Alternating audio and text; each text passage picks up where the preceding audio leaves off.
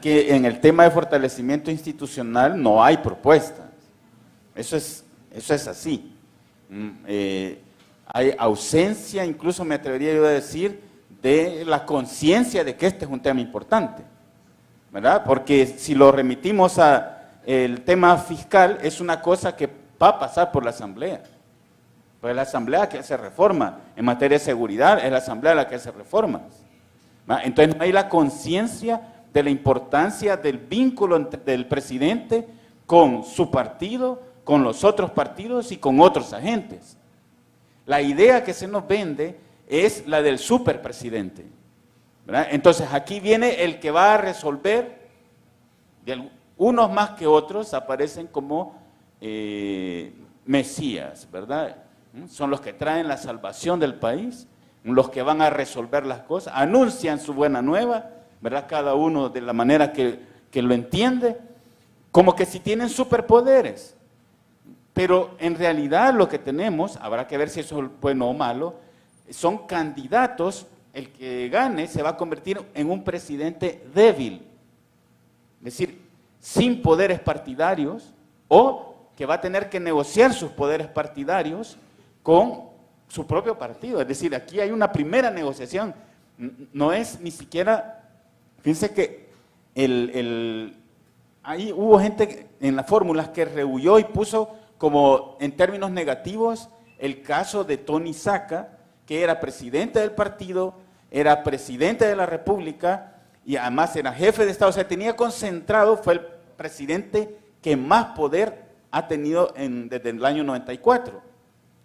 Y entonces es como tuvo tanto poder, ahí está, ¿verdad? Esas son las conclusiones, ¿dónde está, verdad? Pero es que no es así la cosa. Porque si yo quiero llevar adelante una agenda, la que considero que es la salvación, entonces yo tengo que tener poderes para llevar adelante esa agenda. Y si puedo acumular más poderes, pues es a la agenda. Si es esa agenda, si acumula poderes para llevar otra agenda, su agenda, pues sí, esa es otra cosa. Pero lo que nos están diciendo es la agenda, las propuestas en esta materia. Y para eso se necesita tener, como dicen aquí, ¿verdad? No superpoderes, pero tener dientes, ¿verdad? Tener músculo. Y los músculos y los dientes de un presidente son su partido. Es la repartición de cargos, es para obtener apoyos. Y si van en coalición, hay unas fórmulas que son de coalición, el reparto de cargos es para mantener estable la coalición. Pero no se les pasa por la cabeza. Creo que tenemos que darles cátedra. Aquí hay que tener en cuenta varias cosas que a mi juicio podrían hacer falta. Lo que yo había planteado era que hacen falta propuestas en el tiempo. Y yo creo que con esto voy a estar sintetizando lo que ya había dicho. Propuestas factibles en el tiempo, propuestas también que sean estratégicas, que realmente nos lleven a algo que nos haga ser mejores. Además, hay que pensar en el desarrollo, y un desarrollo que se va, valga la redundancia, desarrollando desde la primera infancia hasta la educación superior. Aquí estamos hablando, obviamente, de desarrollo del cerebro, como lo han planteado ellos, y esto también está relacionado con el desarrollo del pensamiento complejo, del pensamiento crítico, para que no haya gente de esta que anda ahí negando la historia del país, por ejemplo, ¿verdad? Desarrollo de la afectividad, de la autoestima, de relaciones sanas, del arte, del físico, del desarrollo físico, de la creatividad. Sobre eso no se ha hablado, solamente sobre qué vamos a invertir, pero no dicen cómo vamos a desarrollar esto. Por otro lado, también es importante el desarrollo de la persona docente. Por ejemplo, salarios y pensiones justos, salud integral, seguridad, que los profesores y las profesoras no tengan miedo de ir a sus centros educativos, ¿verdad? Formación profesional, miren, hay profesores que tienen y profesoras que tienen cajas llenas de certificaciones, ¿verdad? pero eso no le sirve para su escalafón. Entonces, eso es importante. Por otro lado, hay que fortalecer el Ministerio de Educación, me refiero a sus dependencias centrales y departamentales, que trabajen con base en política pública. Aquí se ha gastado plata en formular políticas y no se aplican, se guardan, ¿verdad? Esa es una cosa. Además, que atiendan a la escuela, por ejemplo, para poder ver que lo que se estudia en los cursos se aplique en el aula, asesoría, ¿verdad? Evaluación. Y por último, trabajar más el tema dentro del ministerio, el desarrollo de la inteligencia institucional, es decir, que se recoja la información con criterio y que se utilice para tomar las decisiones. Y ahí sí, por último, que haya más investigación en educación, que sirva realmente para resolver problemas, ¿verdad? Yo creo que esto sintetiza de alguna forma lo que ya había planteado anteriormente. Quería traer a cuenta un elemento que creo que es importante y es el tema de la justicia transicional y la reparación de las víctimas del conflicto armado. O sea, es decir, el tema del conflicto armado, que es un tema que puso en agenda la Sala de lo Constitucional al declarar inconstitucional la amnistía, es un tema que ha surgido y lo ha sido retomado por algunas de las fórmulas, prácticamente 3 de las 4, ¿no?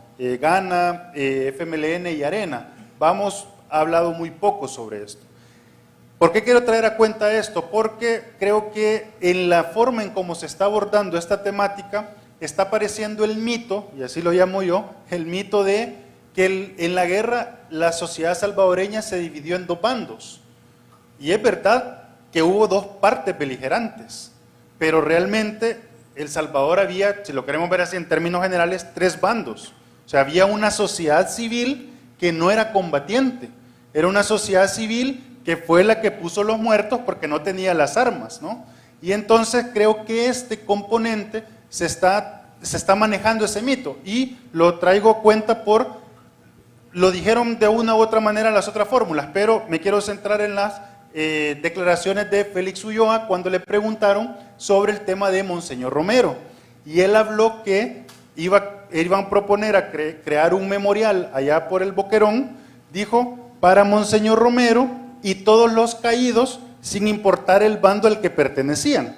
Claro, lo que él está pensando es los del excombatientes de la guerrilla y los veteranos de guerra de la Fuerza Armada. No está pensando en la población civil que no puso, repito, que no fue combatiente, ¿no? Y que, por cierto, creo que Monseñor Romero es el ejemplo así paradigmático de este grupo de población, ¿no? O sea, es decir, con su canonización quedó más que demostrado que realmente no pertenecía a ninguno de los 2 bandos. O sea, es decir, esa lógica que se ha impuesto de que porque un bando lo mató, automáticamente pertenecía al otro. O sea, esa lógica es la que ha sido una lógica polarizante y polarizada que ha estado a lo largo de estos 25 años de acuerdos de paz. Entonces a mí me preocupa, puesto que no solo es una idea de que está de trasfondo, sino que también se ha traducido en propuestas de campaña concretas.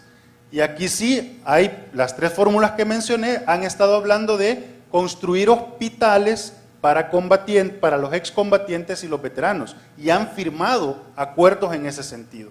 Entonces, claro, pero no hablan de las víctimas del conflicto armado, no hablan de las personas que no fueron combatientes. Entonces, que sí quería mencionar esto porque, nuevamente, aunque muchos dicen que son nuevas visiones, nuevos conceptos, realmente están reproduciendo el pasado. Yo creo que en el caso de medio ambiente, lo más importante es comenzar a posicionar el tema medioambiental desde 2 perspectivas. Una, la escala local. Quienes mejor conocen su territorio, quienes mejor conocen y aman el lugar donde están, son sus habitantes. Saben qué río pasa por ahí, o deberían saberlo, conocen el tipo de cobertura arbórea que habrá por ahí, el clima, etcétera, etcétera. Hay que reforzar todavía más esa visión local y los saberes que no necesariamente son el conocimiento académico o el conocimiento institucional, los saberes locales, las culturas locales, los saberes indígenas, por ejemplo, que son fundamentales para poder comprender esa escala. Por otro lado, creo que parte también de conocer esa maravilla de región en la que vivimos, esa condición única de ser una de las regiones más biodiversas del mundo, con una gran cantidad de recursos, eso sí, mal gestionados. Si los gestionáramos adecuadamente sería un paraíso verdaderamente vivir en nuestra región. Entonces, si esas dos escalas nosotros las logramos llevar a una comprensión sencilla desde la ciudadanía, una ciudadanía empoderada que pueda no solamente exigirle a sus políticos, sino que activarse y trabajar verdaderamente por su pequeño espacio, su mini ecosistema, pero comprendiendo las dinámicas que tiene con las escalas más amplias, entonces ahí yo creo que lograríamos empezar a posicionar el tema. Ya basta de que la información medioambiental se quede en círculos exclusivos. Hay mucha y muy buena información medioambiental. Necesitamos sacarla de los ministerios, necesitamos sacarla de los expertos en medio ambiente, de las agencias de cooperación, de los organismos internacionales, que no digo que hagan un mal trabajo, al contrario, pero todavía está encerrada en un círculo. Saquémosla y empoderémonos como ciudadanos. Ahí vamos a empezar a posicionar el tema. Bueno, en el tema económico, yo creo que con lo que nos quedamos es que hay que pasar de seguir haciendo diagnósticos, porque ya sabemos qué es lo que hace falta, por años se nos ha repetido, a contemplar acciones específicas para dar solución a los problemas de los que ya hemos hablado. También rescato el valor que tiene realizar este tipo de eventos, porque son dirigidos a la población. En ese sentido, sea la decisión que se tome, que sea una decisión informada. Asimismo, me parece que hay ciertos temas que están faltantes de esta agenda de las fórmulas y como Departamento de Economía nos gustaría hacer énfasis en ellos porque los consideramos muy importantes y que no han salido en ninguna de las discusiones.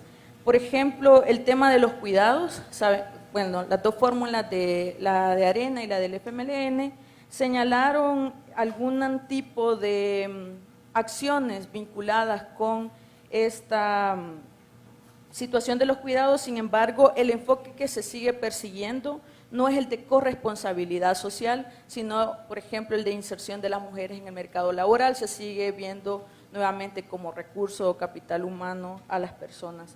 Asimismo, tenemos una población que está completamente olvidada, que son los adultos mayores. No figuran como objetivos ni como acciones orientadas específicamente a solventar las necesidades de esta población.